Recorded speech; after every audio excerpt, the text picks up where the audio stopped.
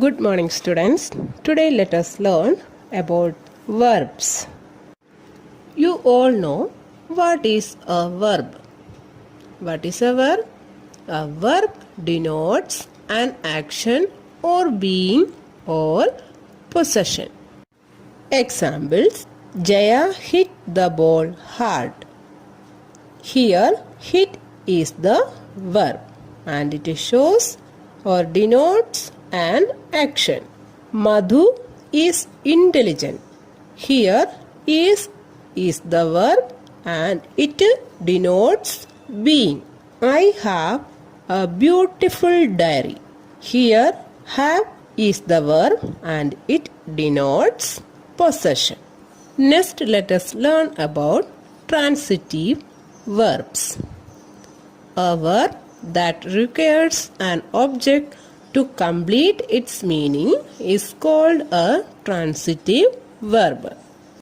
That means a verb needs an object to complete its meaning. That type of verbs are called the transitive verbs. In transitive verbs, there will be object. Example: the patient needs medicine. In this sentence, needs is the verb and medicine is the object. Without the object medicine, the sentence is incomplete and meaningless. The patient needs. What the patient needs? Not complete sense. Okay, it does not give any complete meaning. So, the patient needs medicine give the complete meaning. Next, intransitive verbs.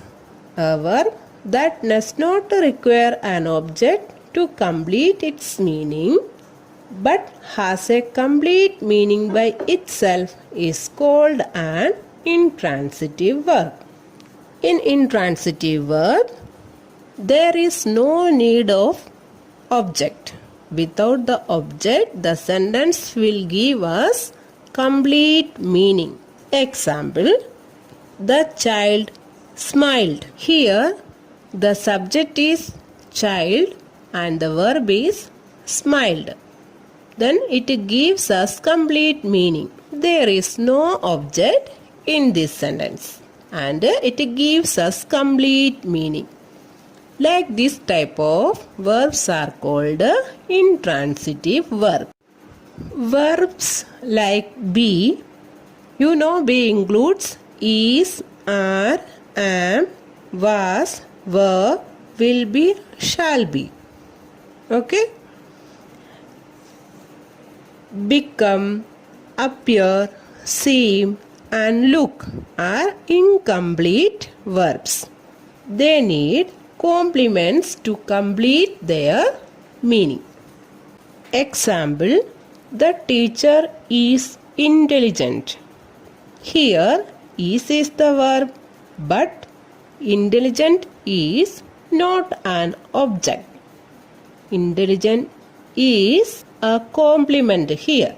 The verbs show neither action nor possession are called incomplete verbs, denotes being.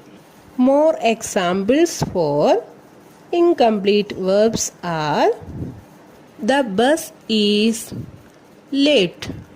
The teacher looked angry. Here, late and angry are not objects. They are complements. Verbs denoting action or possession must have objects, but incomplete verbs do not have objects. They have complements. Verbs that require not an object but some other words or word to make complete sense are called incomplete verbs. Next, direct and indirect objects. Transitive verbs can have two types of objects: direct object and indirect object. Let us learn what is direct object. A noun or pronoun that directly receives the action denoted by the verb in a sentence is called a direct object. And indirect object means a noun or pronoun that receives the direct object is called a indirect object. No need of getting any confusion, it is very easy. Let us take one example. Mr. Hussain bought Akram an iPod. Then we can ask a question. What bought? The answer is iPod. Then that is the direct object. The answer to the what question is the direct object. Okay? Who received the iPod? Who received the iPod?